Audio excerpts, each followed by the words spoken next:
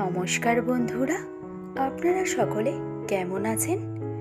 আজকে আমি আপনাদের জন্য নিয়ে এসেছি খুব কম সময়ে চটজলদি তৈরি হয়ে যাওয়া এমনই একটি এগ স্টার্টার রেসিপি, যার নাম এগ 65। আর এই এগ 65 বানানো যেমনই সহজ, খেতেও হয়ে থাকে দুর্দান্ত। তো তাহলে আমাদের আজকের এই এগ 65 তৈরি করতে কী কী লাগছে সেটা দেখে নিন। আর আমি প্রিয়াঙ্কা আপনাদের সকলকে আমার চ্যানেল ডেলিশিয়াস রেসিপি বাংলাতে স্বাগত জানাই।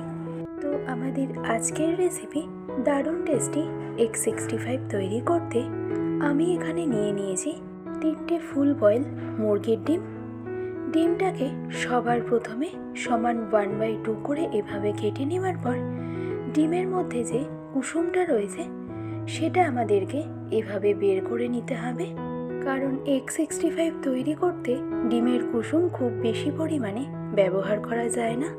আর তাই ডিমের কুসুমটা সবার প্রথমে ডিমের থেকে এভাবে আমাদের একটু আলাদা করে নিতে হবে। তো একইভাবে সবগুলো ডিমের থেকেই কুসুমটাকে আমি আলাদা করে নিয়েছি।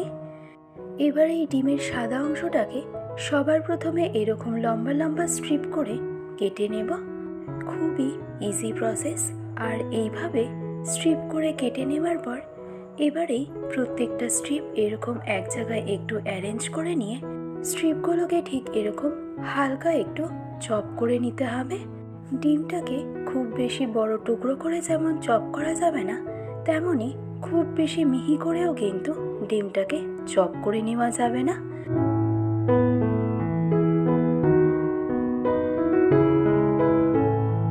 তো একইভাবে দেখুন সম্পূর্ণ ডিমটাকেই আমি এভাবে চপ করে নিয়েছি। আর এইভাবে ডিমটাকে ফাইনালি চপ করে নেওয়া হয়ে গেলে এবারেই ডিমগুলোকে একটা বোলের মধ্যে ট্রান্সফার করে নিয়ে তাতে আমি অ্যাড করে নেব 2টো ডিমের কুসুম। ডিমের কুসুম কিন্তু খুব বেশি পরিমাণে দিয়ে দেওয়া যাবে না। এরই সাথে অ্যাড করে নেব একটা ডিমের পুরো সম্পূর্ণ অংশ। নেক্সট আমি নিয়ে নেব 15 থেকে 20টার মতন কারি পাতা। কারি পাতাটাকে সবার প্রথমে এভাবে একটু অ্যারেঞ্জ করে নিয়ে এবার এই কারি পাতাটাকে একদম মিহি করে কুচিয়ে নেব।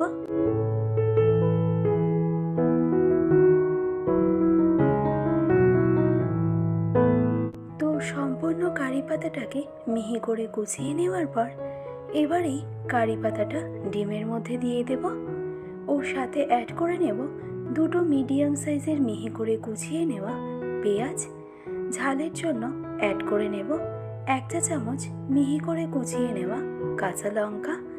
দিয়ে দিচ্ছি 1 চা চামচ মিহি করে কুচানো আদা, 1 চা চামচ মিহি করে কুচিয়ে নেওয়া রসুন।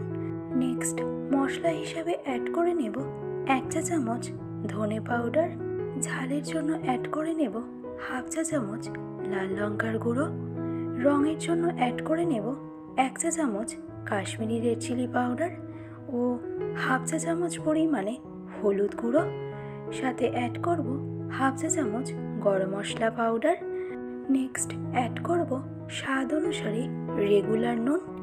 এরই সাথে অ্যাড করব 1/2 চা চামচ বিট নুন। আর টেস্ট ব্যালেন্সের জন্য অ্যাড করব 1/2 চা চামচ চিনি। বাইন্ডিংয়ের জন্য অ্যাড করব 3 টেবিল চামচ পরিমাণে বেসন ও 1 টেবিল চামচ পরিমাণে চালের গুঁড়ো। এবারে এই সব কিছু আমাদেরকে একসাথে খুব ভালো করে মেখে নিতে হবে। আর এই সময় কোনো রকম অ্যাডিশনাল জল আগে থেকেই কিন্তু দিয়ে দেবেন না।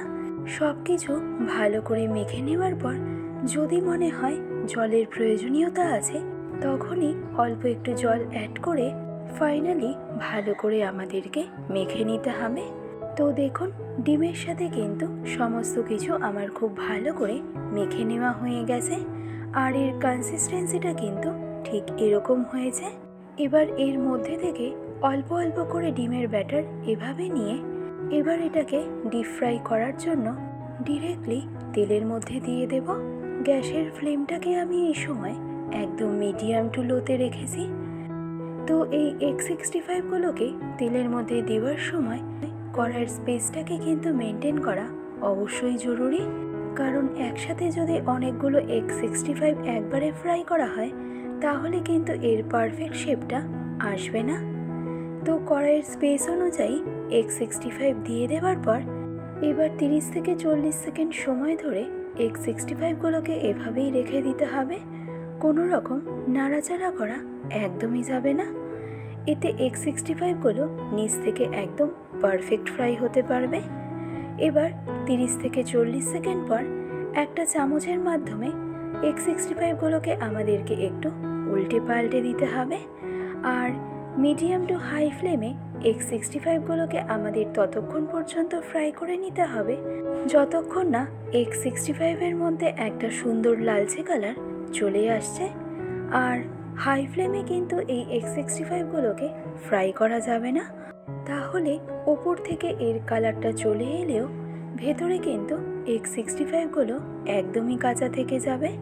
তো ফাইনালি X65গুলোকে ফ্রাই করে নেওয়ার পর এবার এগুলোকে আমি তুলে রেখে দেব একটা বোলের মধ্যে।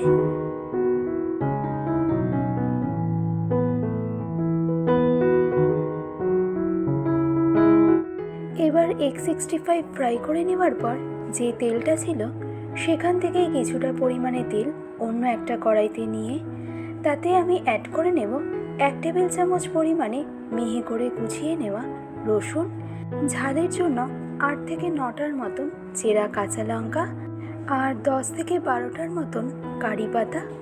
এবার লো টু মিডিয়াম ফ্লেমে এই রসুন, কাঁচা লঙ্কা ও কারি পাতাটা জাস্ট 1 থেকে 1.5 মিনিটের মতন হালকা একটু নেড়ে চেড়ে নেব। খুব বেশিক্ষণ সময়ের জন্য কিন্তু একদমই নয়। আর ফাইনালি সব কিছু ভালো করে নেড়ে চেড়ে নেওয়ার পর আমি অ্যাড করে নেব 1 চা চামচের মতন কাশ্মীরি রেড চিলি পাউডার। এবার লো ফ্লেমে ভালো করে একবার মিশিয়ে নিয়ে এবার এই স্টেজে অ্যাড করে নেব আগে থেকে ফ্রাই করে রাখা X65গুলোকে ও একই সাথে অ্যাড করব খুব সামান্য পরিমাণে বিট নুন। এবার মিডিয়াম ফ্লেমে জাস্ট 1 থেকে 1.5 মিনিট সময় ধরে সব কিছু ভালো করে একবার মিশিয়ে নেব। তবে চাইলে আপনারা এই স্টেজে একটু টস করেও নিতে পারেন, তবে খুব বেশিক্ষণ সময়ের জন্য একদমই নয়, জাস্ট 1 থেকে 1.5 মিনিট।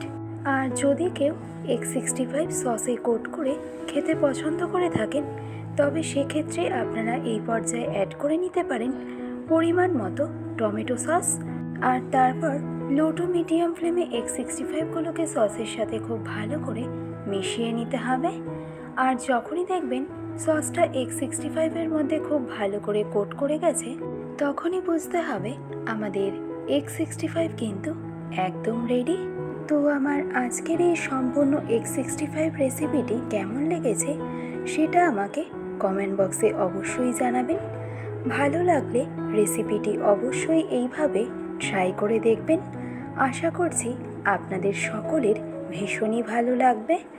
আজকের ভিডিওটি তবে আমি এখানেই শেষ করছি। ভালো থাকবেন, সুস্থ থাকবেন, ধন্যবাদ।